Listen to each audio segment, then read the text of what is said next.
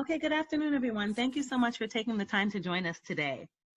So we are really excited. Before we get started, I'll just go through some very brief housekeeping rules.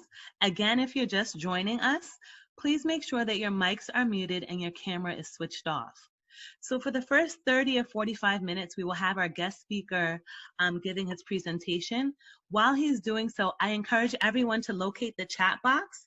It's at the bottom of the screen, and go ahead and type in your questions there.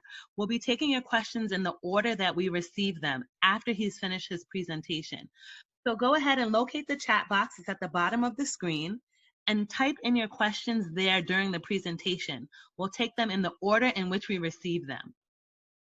Once again, thank you so much for joining our monthly webinar series.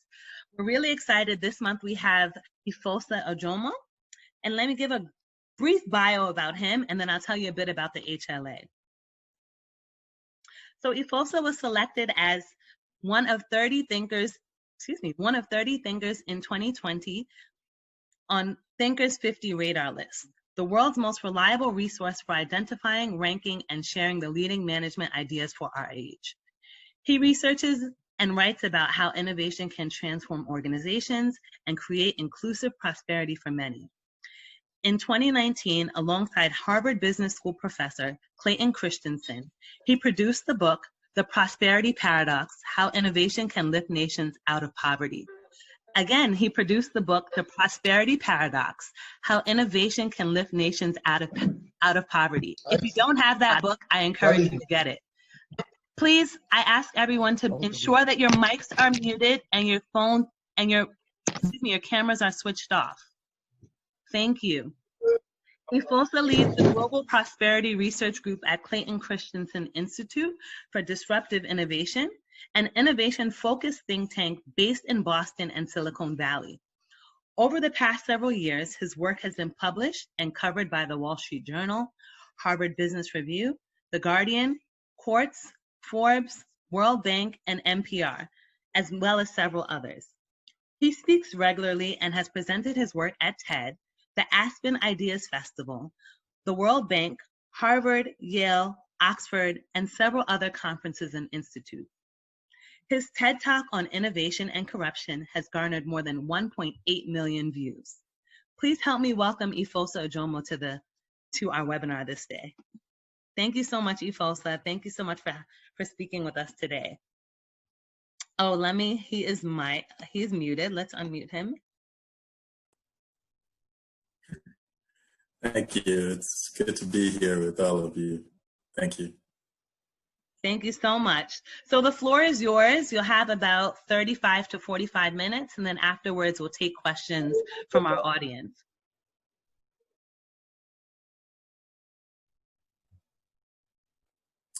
All righty. Well, yeah, good morning. It's very early where I am. I hope everyone's doing well. But good afternoon, good evening, depending on where you are. As the newly said, I'll take about 30, 45 minutes to just share some ideas with you today, connected to some of the research we do on innovation. But before I start, I just want to address the elephant in the room and say, COVID-19 sucks. There's just no other way to say it. Services. They are essentially just what we call non-consumers. And non-consumers are people who would benefit from gaining access to a particular solution that can help them make progress. But because of the existing products and services on the market and the barriers that are presented that don't enable them to consume, they're essentially non-consumers. And so before COVID-19, I sort of did a little bit of research, and this is what non-consumption looked like in Nigeria specifically. I mean, I think you can use this on every other African country or every other country. But in Nigeria, you had in education 13 million kids out of school, youth unemployment roughly 55%. Right? These are high non-consumption numbers. Doesn't mean those children don't want to go to school. Doesn't mean the 55% don't want jobs or gainful employment. It's just not, which is huge. 100 million in a country of a couple 100 million lack access to pharmacies with skilled healthcare workers, fewer than 5% access to health insurance. When you look at food, the average household is spending over half their income on food. You look at our consumption of some animal protein, beef, chicken, and it is abysmal. Right? If you look at global averages of consumption of beef, for instance, it's about 6 to 7 kg per capita. Chicken's about 14. Some countries go as high as 20, 30. Okay. If you look at housing, and this is housing that all of us can agree is important. I've never met a person who just can't wait to sleep, under a bridge or in a room with 7 or 8 other people. But there's a significant housing deficit. Financial services, this is another big one. Many people lack access. Fewer than 5% have access to a bank loan or can get access to energy. We've been talking about energy perhaps since independence, right? No access to reliable electricity, and New York City produces or generates more electricity than our entire country. And so this gives you an idea just of the scale of non-consumption, and this is before COVID-19. I think it's fair to say COVID-19 has exacerbated many of these numbers. But I think what's interesting is, the title of this talk is Innovation in the Struggle Lies Opportunity. And I see these, and what it has done to me and for me is a lot of my research is it's forcing me to think, man, what's the role of innovation in helping us solve these problems? Right? It's no longer forcing me to think, man, we have a terrible system, we have a poor country, we have a poor government. What's the role of innovation? And we'll talk about some of the implications of that as we go on. And so the question becomes, why do these what are the barriers to consumption, right? Why does it exist such that people can't get access? Well, there are really 4 main barriers to consumption. The first is access or unavailability, and so that's essentially when you need something, but you have to go to a centrally located place to get it. It's not easily available where you are. A quick example would be, the Nigerian president, before COVID-19 at least, when he gets sick, he would, fly to maybe Germany or somewhere. Now, it's not because he doesn't have the money. It's not because, he doesn't have the time or whatever to get well. It's just there's no access to the proper healthcare system that can take care of him in the context in which he finds himself. So that's one of the main barriers to consumption access. The second is time. Many solutions out there require a lot of time to be able to consume them. And so this prevents many people, especially people who are working in low wage jobs who can't afford. So time is another huge barrier to consumption.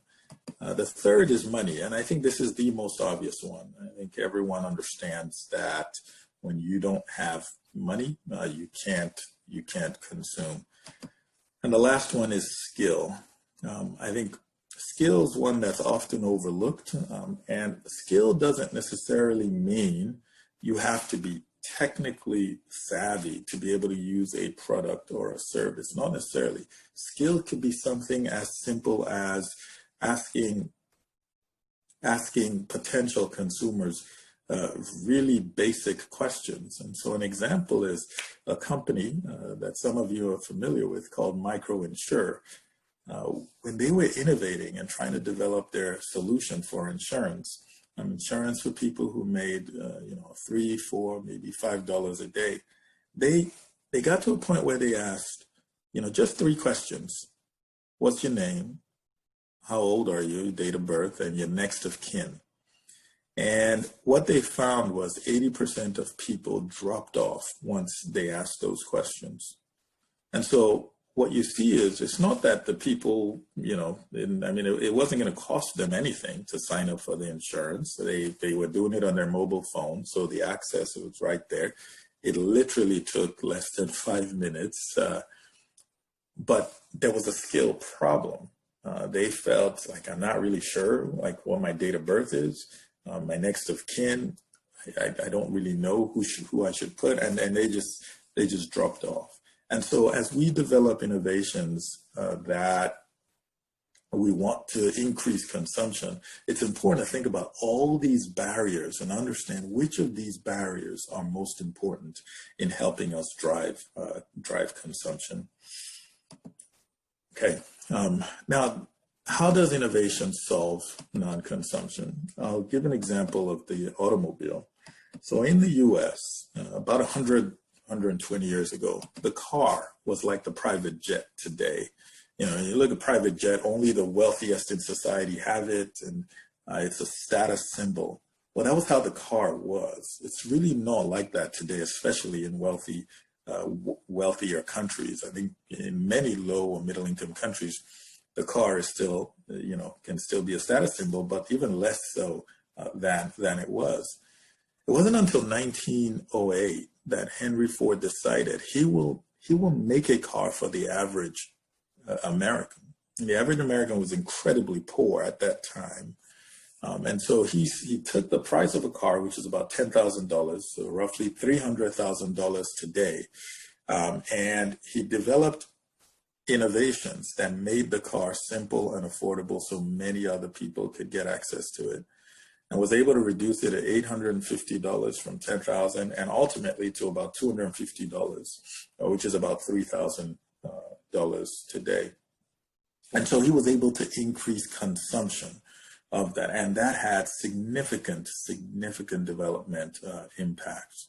When you look at the roads that came after the car, when you look at the tire industry, steel, when you look at rubber, when you look at many of distribution, logistics, all those things were fueled by this innovation.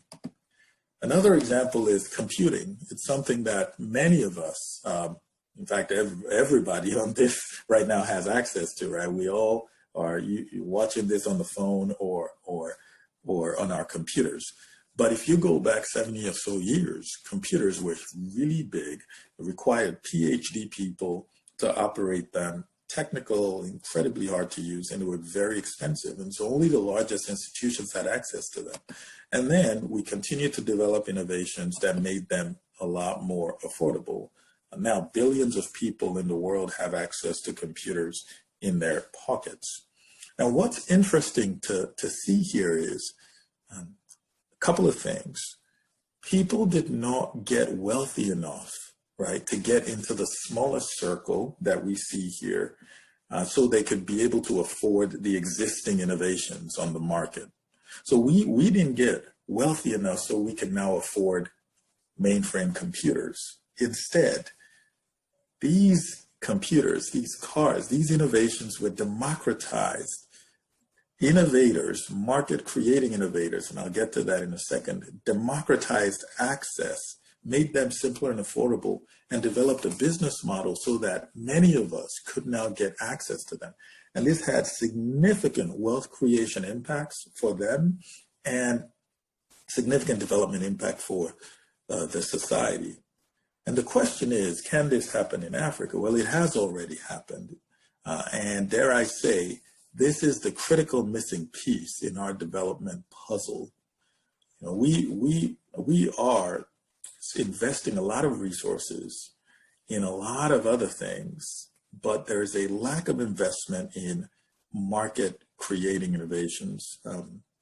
And so it's already happened. You go back 20 years, the idea that the poorest continent in the world would absorb this innovation, a mobile phone, which was fairly novel at the time, it was laughable, actually. You go back and ask many of the entrepreneurs who decided to democratize access, and many of them were laughed at. But today, what we now have is a continent with over 1 billion subscriptions, multiple people. In fact, many of you, I'm sure, have 2 or 3 phones because of reception signal issues. But the point is, what happened was this innovation was democratized by entrepreneurs who created these new markets, made them simple and affordable. So many other people now have access. And so they got wealthy. Ask any of the guys, MTN, Celtel, which is now Airtel, and ask any of them. They got wealthy. But when you look at the development impact this has caused, you see a lot of jobs have been created, tax revenues, a lot of sort of investments, and other innovations are now coming into play. Fintech, agri-tech, ed tech, and so on. Right.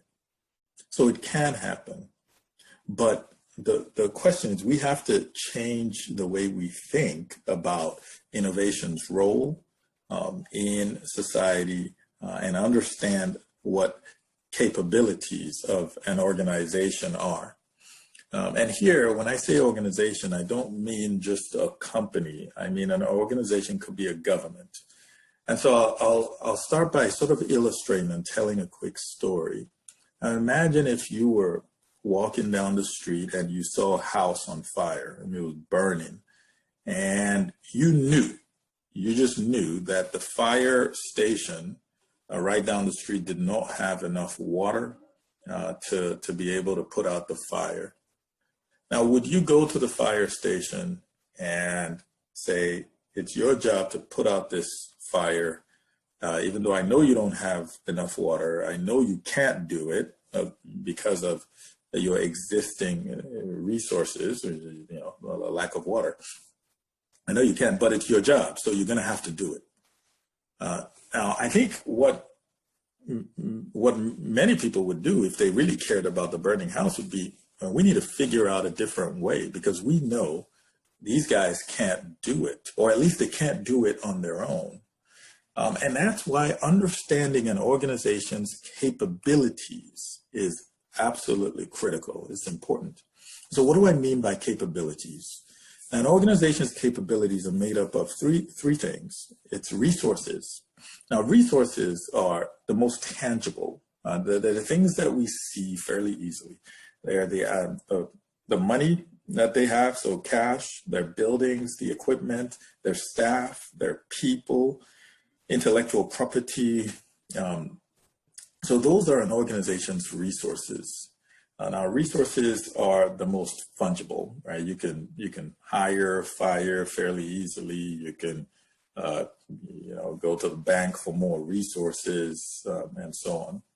But that's one component of an organization's resources. An organization's capabilities. It's not all. So think the fire department.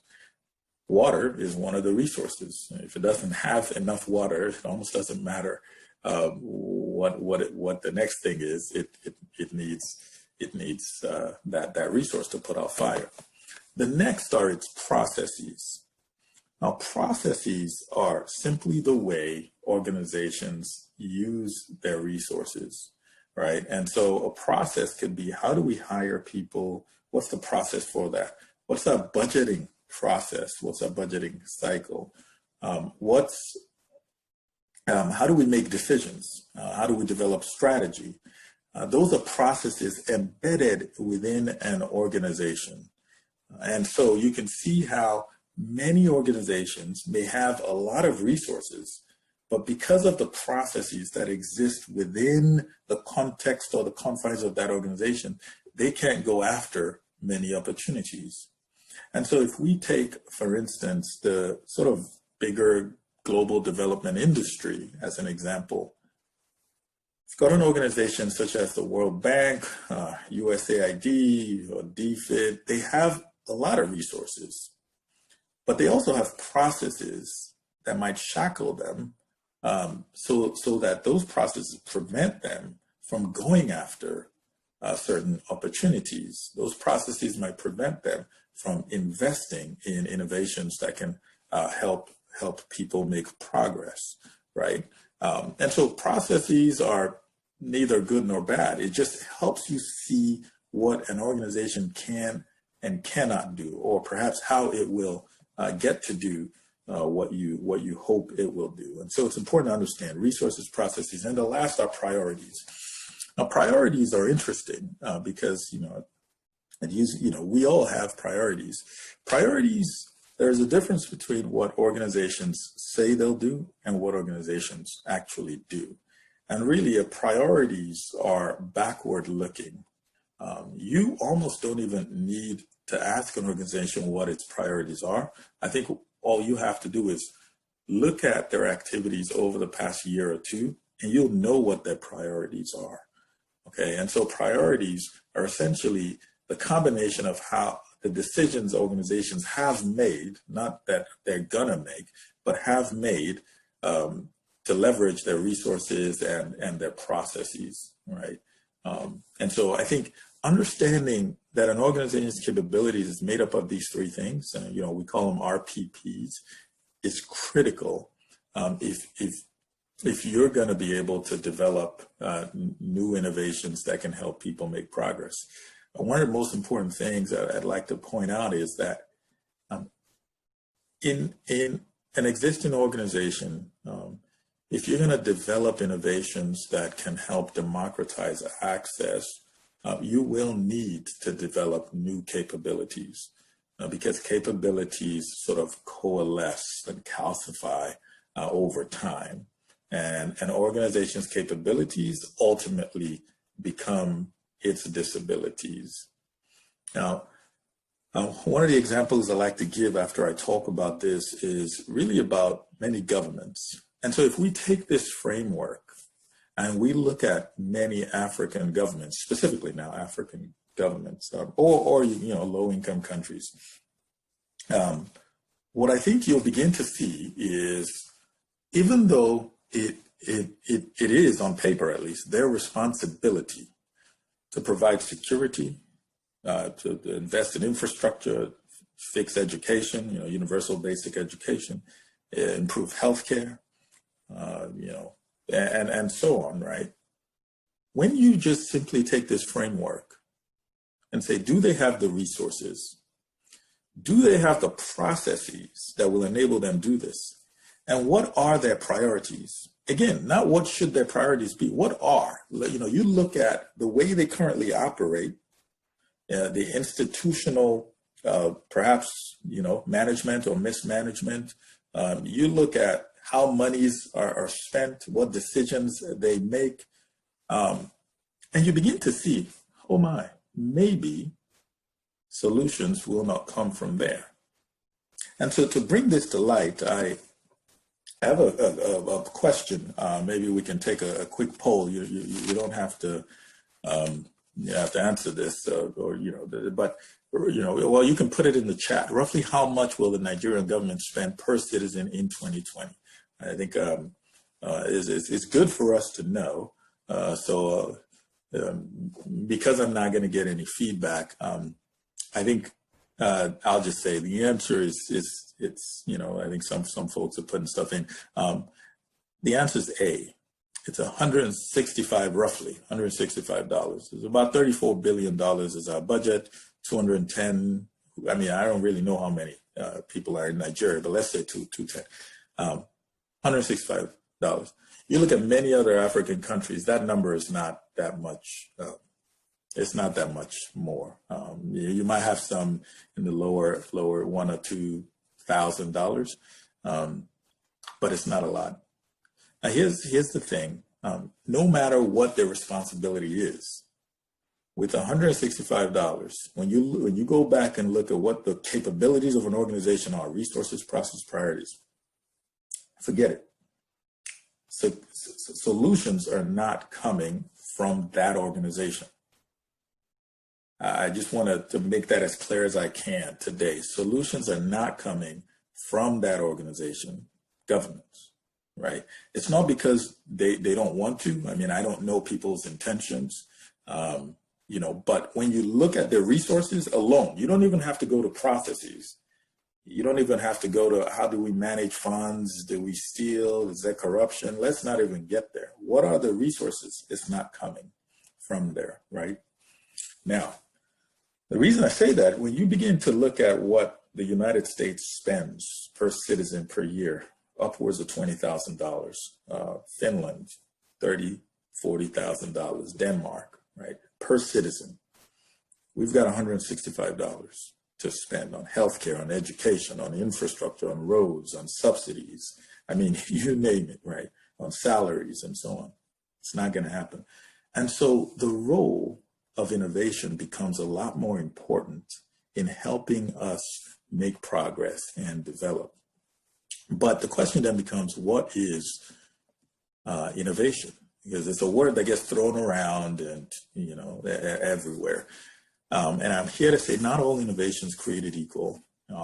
For the purposes of economic development, there are really three types of innovation. The first type I've alluded to is called market creating innovation.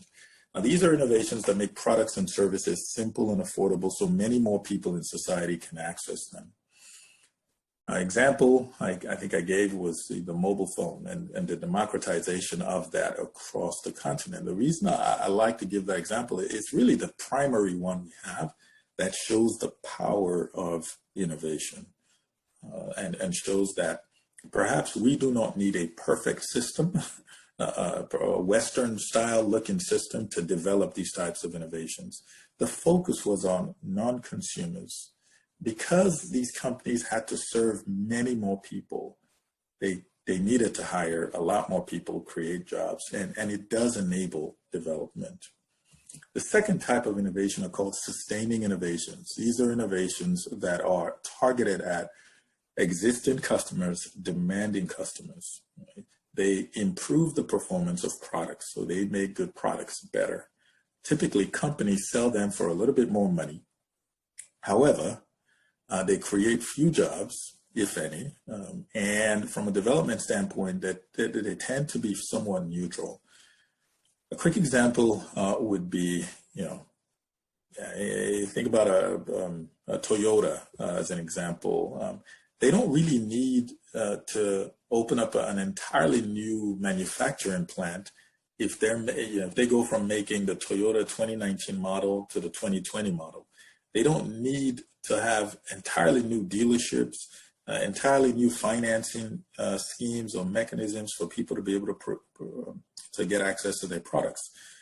They are serving existing customers, and they will use the existing channels.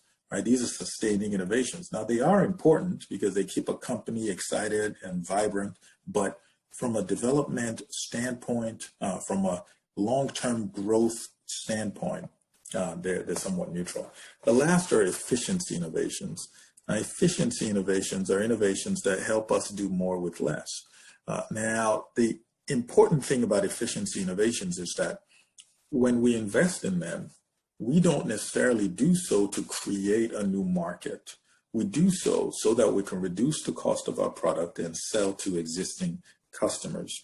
And so the companies increase their cash flows. And so if we think about the resource extraction industry, that's a huge efficiency innovation industry. It thrives in efficiency innovations. And the price of oil is not set by, Nigeria or, or Exxon. But the average manager in that industry goes in saying, how can I reduce cost as much as I can so that we can improve our cash flow? This tends to have a negative, typically, impact on development. Now, no innovation is bad in and of itself. It's important to recognize that. However, we have to understand what each one does so that we can design a portfolio of innovations. There's a company in India called Reliance Jio, and it's a company that Facebook just purchased, I think, 10% stake for over $5 billion. They have a telecommunications segment of that company. Well, it turns out they have another segment that's sort of a resource extraction, oil and gas. And they took the cash from that segment, invested in the telecommunications segment, sort of more innovation to democratize access to communication. And you see this sort of beautiful circular motion that has now happened. right? So that the efficiency innovations have a good purpose. It's just that oftentimes they don't lead to that. The important thing to note here, I've got just a couple more slides. The important thing to note here is that market creating innovations democratize access. And so when you have a product or a service that's available to only a select few in one or two of these eccentric circles, what a market creating innovator does is he or she looks at a bigger circle and say, how can I develop a new business model that will target non-consumers who I know need this product, right? And the business model will look entirely different from the existing business model, largely because embedded in an organization's business model is the cost structure that enables them to provide the product or service. And so it's critical to see market creating innovations will democratize access. Some quick examples here before I get done. MicroInsure, I talked about briefly. These guys are providing access to insurance, health insurance, life insurance, accident insurance for tens of millions of people in emerging economies. So they've got upwards of 65 million customers now, most of whom, I think 95% of whom, have never purchased insurance before MicroInsure. And they have an innovative business model that makes insurance available to these folks. Now, the insurance is very different from the insurance, say, I have, right? I mean, my insurance premiums and the payouts are a lot more. However, it's important to note that many of the customers MicroInsure serves, when you give them a payout of $50 or $100, that goes a long way in helping them make progress in their current circumstance. And so we don't have to replicate the business model and the payouts of existing insurance companies. We can think about new business models that can help us serve non-consumers. And over time, that industry grows. Indomie noodles, I loved this when I was a kid. I think what's interesting about this is an innovation that many people may not see as an innovation. And so, real quick, 30 years ago, two brothers came and said, let's serve Indomie noodles to the average Nigerian. Now, at the time, we didn't know what Indomie noodles were. Many of us thought they were worms, like true story. But they've been able to create a market for noodles, instant noodles in Nigeria. Nigeria, a West African country, is now one of the top noodle consumers per capita in the world. They make over 4.5 billion packs of noodles every year. There are now other players in the market making noodles, some indigenous to the country. And so you see the impact of a market creating innovation, right? And in terms of jobs, a lot of jobs. Max.ng making transportation a lot more affordable and accessible, or should I say safer transportation. And there's been a lot of regulation in that space. I think one of the things that's important this is motorcycles and allowing people hail them from their phones and making it more affordable. One of the things that's important here is regulations often precede innovations, but in many low-income countries, innovations often precede regulations. Right, the innovation comes, it begins to democratize, and then the government says, "Well, we have to regulate this and manage it properly." But in many low-income countries, regulations precede innovation, and that stymies progress significantly. You didn't have the traffic lights, you didn't have the driver's licensing system, you didn't have the interstate highway system.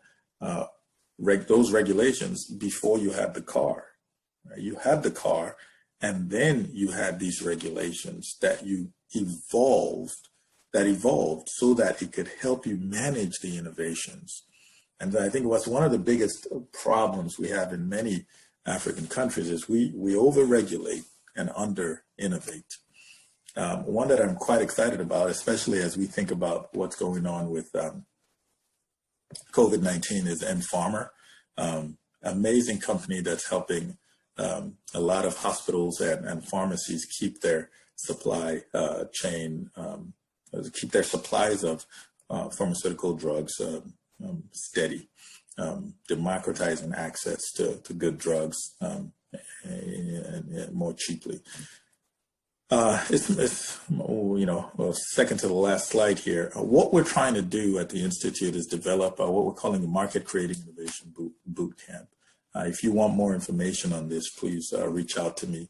What we're going to have are case studies and innovation frameworks that are going to walk participants through, what is a market creating innovation? How do I develop it? How do I identify non-consumption? There are a lot of these things we're going to do. We're going to model it after Professor Christensen's course at Harvard Business School. Practical worksheets and discussion guides so that you can take these, go and apply it to your own circumstance, your own industry, your own sector, your own idea.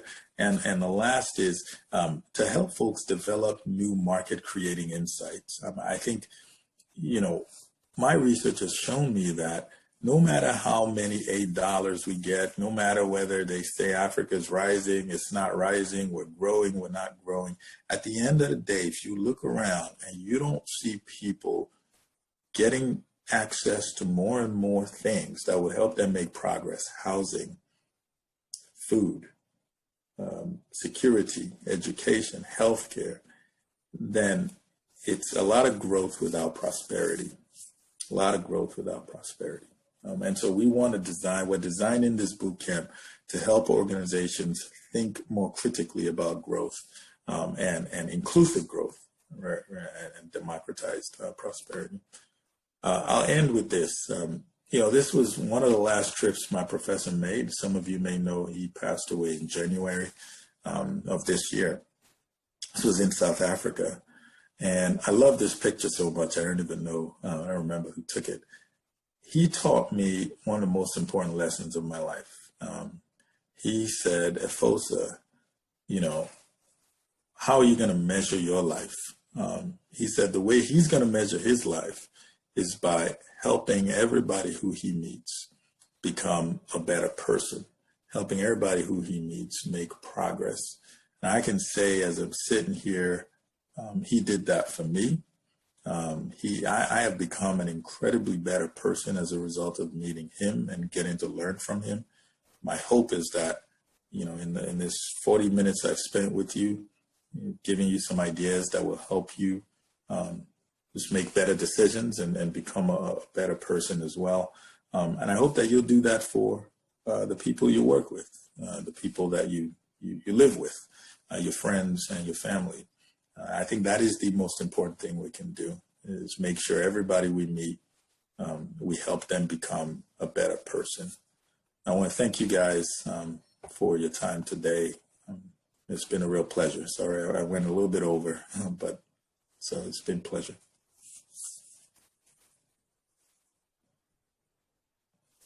Efosa, thank you so much. That was excellent. And you've ended on such a great note. So we have quite a few questions from the audience. So let me take them in the order that I received them. The first question comes from Yosola. She says, in most low-income countries, the governments play a major role in business development and sometimes stifle innovation. For example, Virgin Atlantic trying to get into the Nigerian market.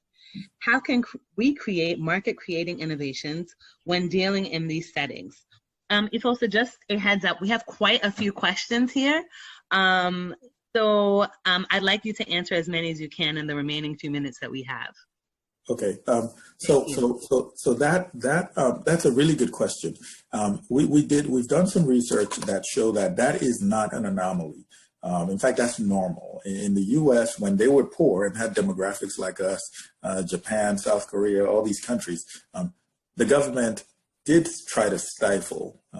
It'd be hard for me to give you a detailed answer in the time we have, but what we have to do is see not just low-income consumers as our customers, but we have to now start seeing government as our consumers. And we have to develop ideas and innovations that incentivize the government to pull us in, essentially, right? We can't say Virgin Atlantic, it works in the UK, this is how the government operates, this is this, what's wrong with the Nigerian government?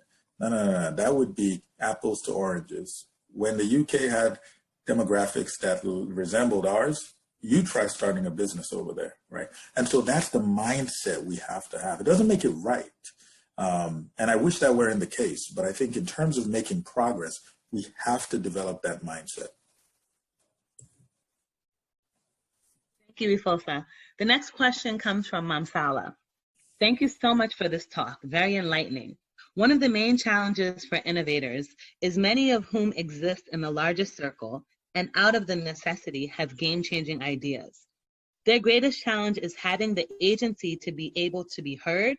So apart from democratization of consumption, there is a democratization of access to the innovation ecosystem. In your experience, how has this been overcome in various settings? Yeah, so I think that's another good one. I mean, I think what we write about in the Prosperity Paradox is market creating innovations are not just a product or a service, it's an entire system. And so you are right in that it is an ecosystem of sorts that you have to create. Now, I haven't found a better sort of answer than what I'm about to share. If you're going to do a market creating innovation, you will need to find sponsors, mentors, people who sort of, if you remember those three circles, if you can identify one or two people in a circle that's a little smaller than the circle you find yourself, so they have a little more access, a little more money, a little more skill. If you can find that, your path to developing a market creating innovation, it becomes a lot easier. Now, it's not easy to find that, but I think it's easier today than it was 20 years ago. You've got LinkedIn, you've got, a lot of online Twitter resources, but you have to sell yourself to these individuals. Thank you. The next question comes from Fayome. My question is, how can we overcome issues of resource in the face of institutional bottlenecks for startups and market innovations in Nigeria? For instance, in terms of taxes and raising capital to create non-consumption products among other market competition. Yeah, I mean, I think, what is an institution? I think there's a book called Why Nations Fail. And that book talked about how, unless a country really has good institutions, it can't really begin to grow and, better financial markets and governance, good governance. But unfortunately, that book now implies that if you don't have these things set up, sort of like if you're doing farming, you can't really cultivate your crops. That's not how the world works. Good institutions are an evolution, and it happens over time. And what's important for us is to figure out what is the relationship between innovation and institutions, which is why we have one chapter in our book, chapter 8, Good Laws Are Not Enough, that address this. I'm very sorry to say there are no easy answers here. Good institutions are not coming for us anytime soon. They have not come since independence. They have not come since democracy in 1999. They will not come in the next 20, 30 years. What can come, right, is market creating innovations that can lead to good institutions. And so instead of thinking of good institutions broadly, what I would advise is focus on non-consumption, one particular sector, one particular industry, focus on non-consumption, figure out a business model that's going to help you serve them, identify mentors and sponsors within the system that believe in you, buy into your idea, and figure out how to grow. But we're not getting loans from the banks anytime soon. We're not getting, at least I think big loans. I mean, I think it's an evolution. The banks are going to come in when they see you making progress, right? The institutions follow the innovation. And so right now, you really just have to be scrappy within the system and the context in which you find themselves. And when you develop something robust, I think the institutions will follow. Thank you.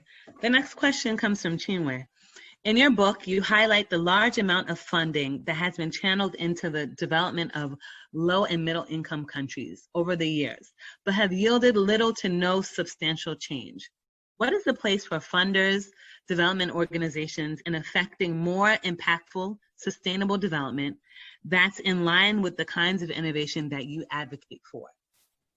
Yeah, I mean, I'm biased, so I will obviously vote for big funders investing in market creating innovations. A couple of the questions we got earlier, how do we do this within the context of institutional deficiency and so on? And so you can imagine a big organization, a big foundation or a big institute, a big bank even, setting up a market creating innovation fund, identifying innovators, not a million innovators but identifying promising innovators who perhaps exist in one of the circles that are much bigger, identifying them and funding them so that they can democratize access to a certain product or a service. Now, what happens when you do that is development transitions from funding projects to funding people. Right now, development is all about funding projects for the most part. When you go from funding projects to funding people, what you have is what happened in South Korea. South Korea goes from an aid recipient to now a foreign aid donor. Not because there were a ton of projects funded, no, but because people were funded. And when people are funded, what ultimately happens is you build capacity, capability, and we don't need development anymore. I mean, my hope is that, we live in a world where we don't need DFID, we don't need USAID or the World Bank, we don't need them because we have developed enough capacity to build our own economies. That's my vision for our future. It's not a vision where we can do $50 cash transfers efficiently to all the poor people in this village or this. That's a poverty mentality. And a lot of research and development focuses on that. But where's the money going to come from, right? We're still beholden to people, richer countries, and they can decide, we're going to cut funding to this country because we don't like what that president said.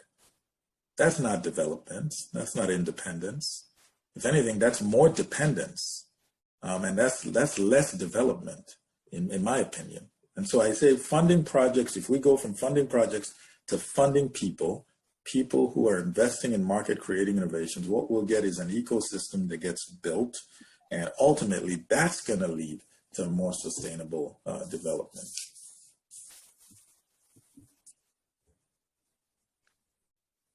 Okay, thank you so much for that. So the next question comes from Babajide.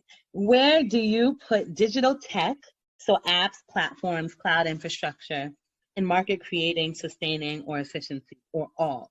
How can COVID serve as a source and lever for innovation and not more of debt accumulation? Jide, now you asked two questions in one, but it's okay, I'll let you slide. So I think categorizations matter a lot. We say digital tech, digital innovations, and so on. If you take a step back, a lot of digital technologies are built on, whether it's the phones or the internet, you're building, it's essentially a digital infrastructure. And so for me, the digital infrastructure provides a platform, and that doesn't necessarily democratize anything, because what an infrastructure is, we talk about this in chapter 10, is an infrastructure is the most efficient way society has developed to store or transmit value. Okay, that's what an infrastructure is. And so the question then becomes, what is that value you are storing or distributing to people? And so if everybody's got cell phones, then the value is, communication. That we are now communicating. It doesn't pay much to have a digital, a phone if I can't communicate. That's the value. The next question then has to be, what other values can we store and distribute on that infrastructure? Well, money is one. Could we do education and knowledge? That's an interesting one. Could we do trust? Right, trust is very valuable. Could we begin to democratize, distribute these things? And so I think a digital infrastructure, digital technology, it wouldn't necessarily fall in any of those categories, because I can use it for efficiency innovations. I could use it to make my organization a lot more efficient and save money and fire people, and then I get richer.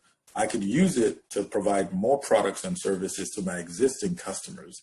When a bank, for instance, or a hospital that serves the wealthiest, when they set up a digital platform, well, that's not really democratizing access. It's serving their existing customers better. But when a bank says, look, there are 100 million people who don't have access, we will create a product or service that targets them. We will leverage this digital infrastructure. I think that's how you can use that for market creating. So it can fall in any of those categories. In terms of COVID-19, there's what I want to happen and there's what I think will happen. I think what's ultimately going to happen, unfortunately, is we will get saddled with more debt. We will not take this opportunity to really step back and say, why do we need to import all this stuff from this country? Why do we need to do this? Why can't we make this here? That's what needs to happen, because this is a unique opportunity that we have. When the world is essentially blocked off, it gives us the time to ask some critical questions and say, we can build this here. We can do this here. Now, I mean, maybe we will do that, right? Maybe we will. I hope we certainly do. But when I look at what is happening in some countries, and some of the ways we're not taking advantage of this opportunity, that makes me sad. From an innovator's standpoint, every crisis, major crisis, has led to new market creating innovations dating back to World War II, dating back to the financial crisis in 2008, the dot-com bubble, 2000, 2001. Major financial crises do lead to new innovators. I hope it does the same for us in Africa. Thank you so much for that. So I'm only going to take 2 more questions because we've overrun. The next question is from Temi, and she says, I work in the donor space. What more can donors do to support innovation beyond providing financing and technical support to entrepreneurs? Are there any key barriers being overlooked? And how can donors adapt our internal processes to better support innovation? I think one quick answer would be to anchor your activities around solving a non-consumption problem. And then that's like not really, it's not like, let's just train these entrepreneurs, give them a couple $1,000s. No, like think big. Like think, okay, beef consumption in the country is 1 kg. Let's make that 5 kg. That's gonna stress you out. It's gonna stress all your processes, you will probably, many of your processes you'll throw out the door, right? It is going from the way you budget for projects and design things. That has led us to where we are today. And if we're honest with ourselves, we have not made a ton of progress. And so it means if we keep doing that, we're not going to make a lot more. And so the first thing is really, let's fundamentally rethink what are we even doing here? Our job is to help this country or this region develop, which means in 10 or 15 years, if we don't see that our jobs are becoming less relevant, we're not doing our jobs, right? The World Bank was created to help Germany, the Europeans sort of reconstruct after World War II. When they were done, they were like, oh crap, we need a new charter because they were no longer relevant. They did their job so well, they were no longer relevant. So they said, let's do this global poverty thing. Let's go solve global poverty. That's the kind of thing you want to happen when you as a donor, you're doing your job well. It's like, oh wow, we actually, they don't need us here anymore. And so I'd say focus on one or two areas of non-consumption, align your resources to solve that problem or those problems. And so this will mean you're creating new processes. And every year you give yourself, like the Chinese do, right? You say, okay, we said we were going to grow 5%. Did we grow 5%? Why did we not grow 5%? How's the ecosystem? That's the kind of thing I think we should do. So I don't know the answer. Like I can't tell you specifically what to do tomorrow. Okay, thank you. We have one. Yeah, sorry, but I was just saying it's just rethinking it. That's important. Go ahead. I'm sorry. No, I'm done. I'm good.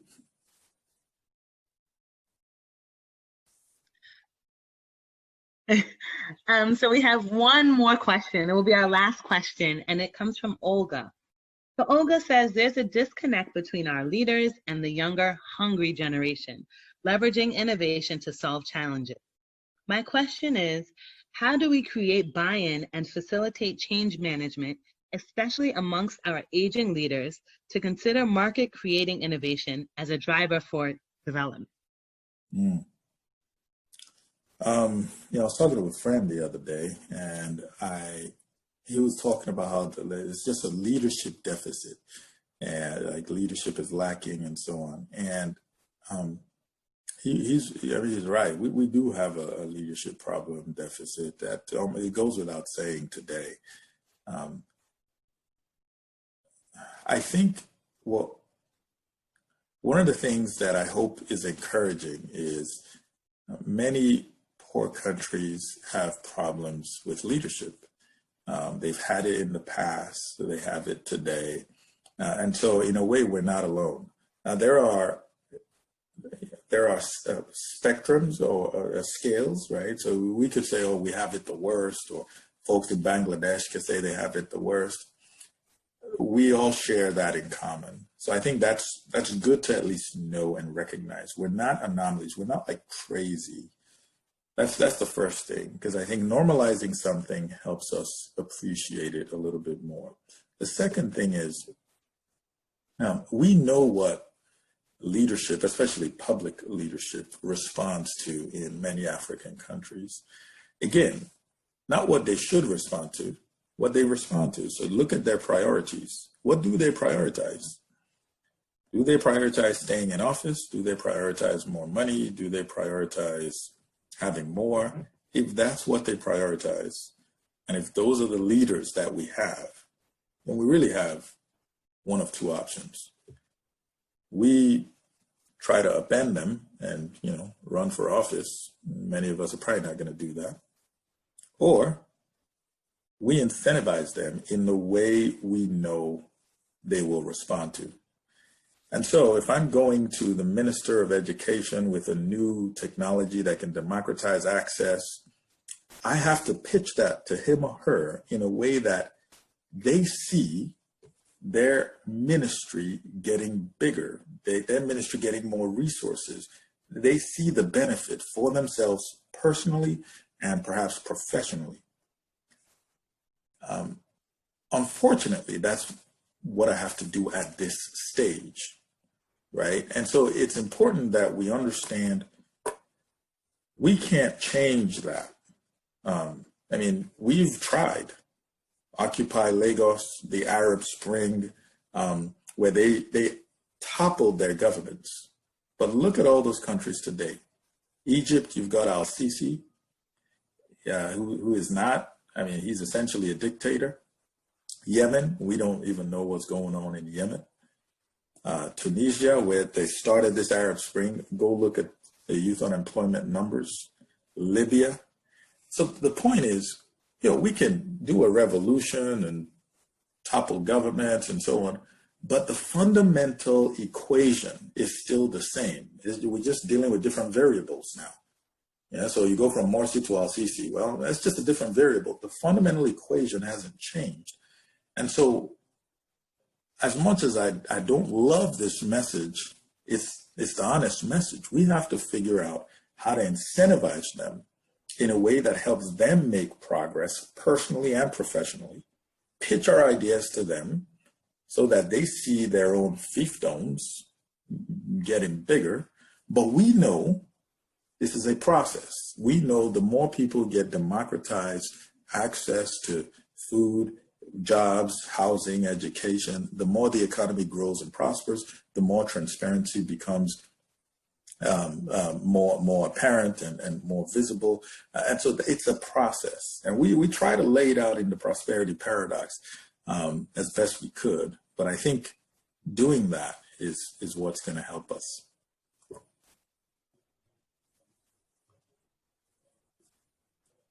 Efosa, thank you so much. Thank you so much to everyone that took the time to join today's webinar. Efosa, this was excellent. We've learned so much about innovation and how we can really make a difference in our organizations and our respective places that we work. So I'd like to encourage everyone, I'm so sorry if I didn't answer your questions, but the conversation does not have to stop here. You can find Efosa on Twitter. You can also find us on Twitter as well. You can find us on LinkedIn and Facebook as well. Thank you so much for joining us. We look forward to you joining our next webinar. Again, please pick up Efosa's book. Efosa, can you remind us the name of it again? The Prosperity Paradox, How Innovation Can Lift Nations Out of Poverty. Thank you so much. Thank you. Thank you so much, Efosa. Thank you so much for your time. Thank you all. Thank you.